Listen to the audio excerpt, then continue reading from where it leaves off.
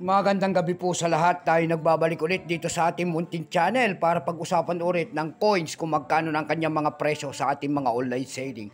At ito po ay ating hilig, mangulikta ng barya. Kaya ako tayo nandito nagsiselling ng kanilang mga ang presyo po ng aking mga koleksyong coins. Ayan po. Magandang gabi po sa lahat ng ating mga followers. Pag-usapan natin po ngayon ay 25 centimos ni Juan Luna. Kilalang kilala po na paru-paro. Ayan, butterfly.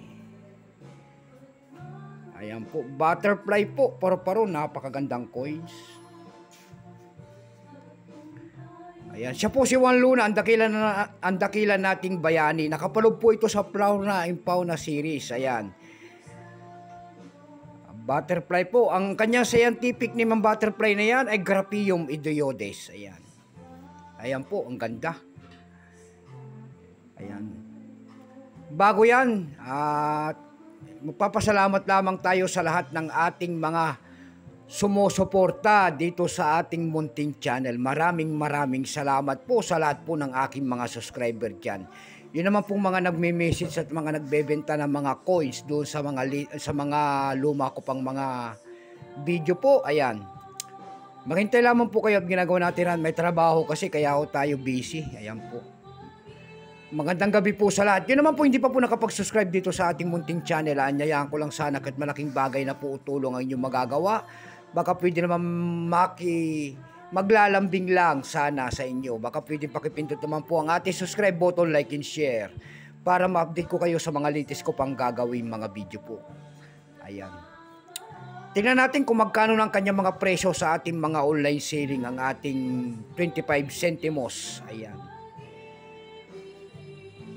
Bago yan, kilalanin mo muna natin siya. Issue po nito ay Philippines po. Period Republic 1946 up to date po. Type nito standard circulation coins years 1983 hanggang 1990. Value nito 25 centimos. Nakapaloob po sa Flora and Fauna series. Currency piso 1967 up to date po. Composition nito ay brass.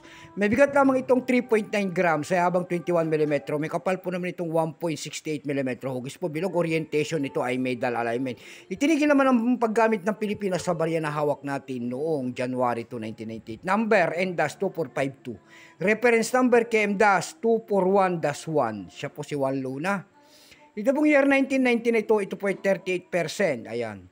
Wala pa pong may pakita ang ating Bangko Sentral kung ilang piraso ang ginawa sa barya ng mga hawak natin. Pero may price na po yan doon sa ating numista.com. Ayan, binigyan na po ng presyo ng ginoong numista. Ayan, yung kanyang verifying kung tawagin ng ating mga kolektor, ito po ay 18 pesos. Yung extra fine ay 19. Almost ang circulated ay 27. Ang circulated nito ay nagkakalaga po ng 55 pesos. Tayo naman po'y dumako sa kanya mga presyo sa ating mga online selling tulad ng eb.com. Ayan. Sa eb.com po, bintahan po ng coins pandaigdigan. Nakakita tayo nagbebenta doon ng $8. Nasundan po yan ng $7.80 and yung pinakamababa po ay $6.99. Dako tayo sa pangalawang website tulad ng Carousel PH.